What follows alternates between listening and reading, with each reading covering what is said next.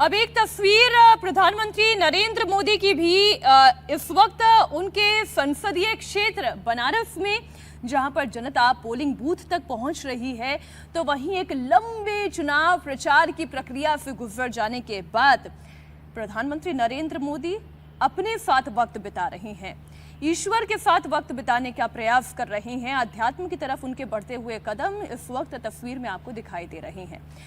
देखिए, आप चाहे किसी बड़े पद पर क्यों ना हो, आप कोई आम व्यक्ति क्यों ना हो, आप किसी मल्टीनेशनल कंपनी में काम करने वाले ही व्यक्ति क्यों ना हो, लेकिन अध्यात्म की जरूरत, शांति की जरूरत हर इंसान को है और हर इंसान अपने अपने तरीके से इसकी खोज करता है।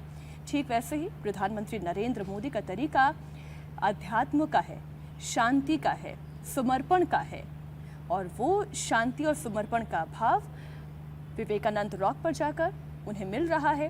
हालांकि इससे ये कहा जा सकता है कि विरोधी विचलित हैं, नाराज हैं, वो ये कह रहे हैं कि आचार संहिता का उल्लंघन है।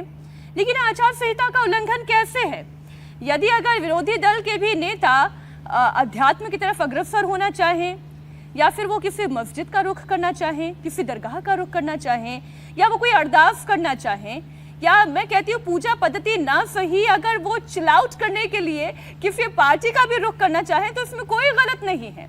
वो जो करना चाहे वो कर सकते हैं। इसमें आचार संहिता का उल्लंघन कैसे है? हमारे सहयोगी पवन नारा जुड़े हुए हैं। पवन, देखिए, इस भीषण गर्मी में अगर समंदर की ठंडी हवाओं में ईश्वरीय आभास के साथ, अध्यात्म की तरफ बढ़ते कदमों के साथ शांति का, संतुलन का मन बने, तो इसमें आचार संहिता का उल्लंघन कैसे? लेकिन विरोधी तो बड़े विचलित हैं।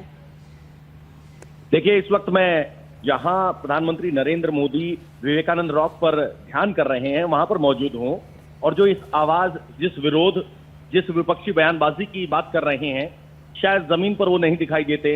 वैसे भी प्रधानमंत्री नरेंद्र मोदी की ध्यान मुद्रा की तस्वीरें आपने देखी है।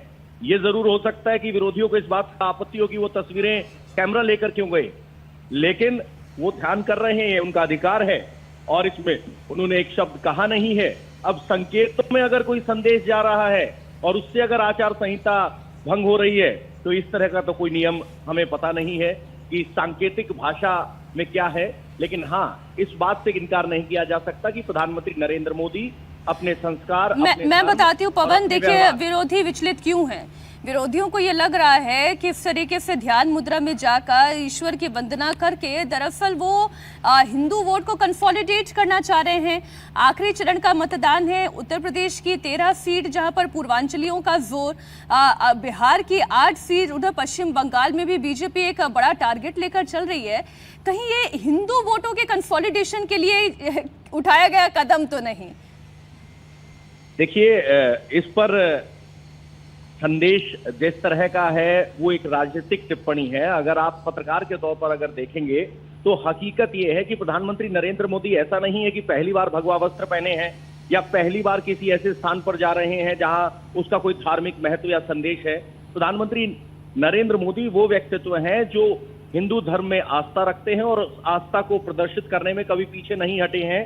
ही wears his religion on the sleeves. गर्व से कहते हैं कि मैं हिंदू हूं, ये मेरी परंपरा है, ये इन परंपराओं का मैं पालन करता हूं, और वो उसको प्रदर्शित भी करते हैं।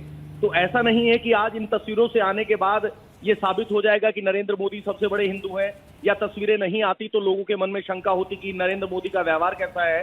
तो पिछले 10 साल में प्रधानमंत्री नरेंद्र मोदी ने कभी अपनी इस धार्मिक अभिव्यक्ति को रोका नहीं है, उसको आगे रखा है।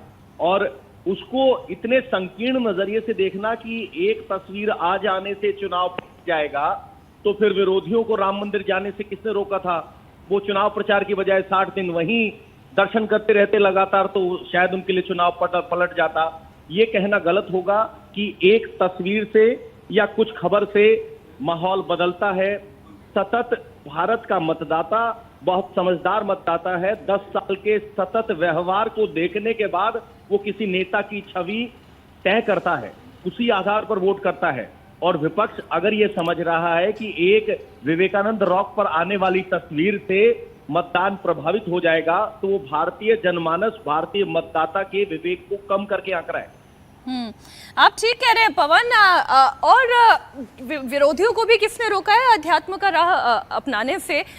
संजय निरुपम ने बड़ी अच्छी बात उस दिन कही, इंडिया टीवी पर ही हमारे कार्यक्रम में वो जुड़े हुए थे पवन, और वो ये कह रहे थे कि एक व्यक्ति एक तरीके का व्यवहार, जो बात आप भी अभी पवन कह रहे थे कि एक व्यक्ति एक तरीके का व्यवहार सालों से करता आ रहा है और उसके व्यवहार में कोई परिवर्तन नहीं आया, लेकिन विपक्ष जो है एक खास तरीके के वोट बैंक को अपने साथ बनाए रखने के लिए इस तरीके के बयान देता है। और वो खास तरीके का वोट बैंक कौन सा है? उनका इशारा आप समझ गए थे, वो मुस्लिम वोट बैंक की तरफ इशारा कर रहे थे। और ये जो सोच है कि विकास सबका एक बराबर नहीं किया जा सकता, या मुसलमानों को अधिक देने की आवश्यकता है, या दलित है, ओबीसी है, पिछड़ा वर्ग है, उनको अलग से करने की आवश्यकता है, तो ये अलग अलग वाली प्रक्रिया शायद ये प्रधानमंत्री मोदी के डिक्शनरी में नहीं है। पवन, आप क्या महसूस करते हैं? देखिए मीनाक्षी, हमें इस बात को इस तस्वीर से हटाकर देखना होगा। अगर कोई अपने धर्म का पालन करता है तो उसमें दूसरे धर्म का सवाल आता नहीं, क्योंकि आपकी आस्था संपूर्ण आस्था है, दूसरे की आस्था है वो अपने स्थान पर बरकरार है। हिंदू और मुसलमान की जब बात करते हैं तो वो राजनीतिक बात हो जाती है। इसको शुद्ध तौर पर एक गतिविधि के तौर पर देखिए। अगर मोदी हिंदू धर्म का पालन करते हुए दिखाई देते हैं तो उसमें मुसलमान कहां से आता है? कहीं नहीं आता। और यही तुष्टीकरण की राजनीति है। जब हिंदू धर्म का पालन करता हुआ कोई नेता दे तो उसके सामने मुस्लिम की बात कर दीजिए कि मुसलमान ये है। अरे भाई, मुस्लिम राजनीति का यहाँ सवाल ही नहीं उठता, मुस्लिम तुष्टीकरण का यहाँ सवाल ही नहीं उठता। प्रधानमंत्री नरेंद्र मोदी अपनी योजनाओं में अगर कोई भेदभाव करते तो हिंदू मुसलमान की बात आती। किसी भी तरह की योजनाओं में जात पात धर्म देखे बिना वो योजनाएं जमीन पर उतर रही हैं, जिसके गवाह हम हैं।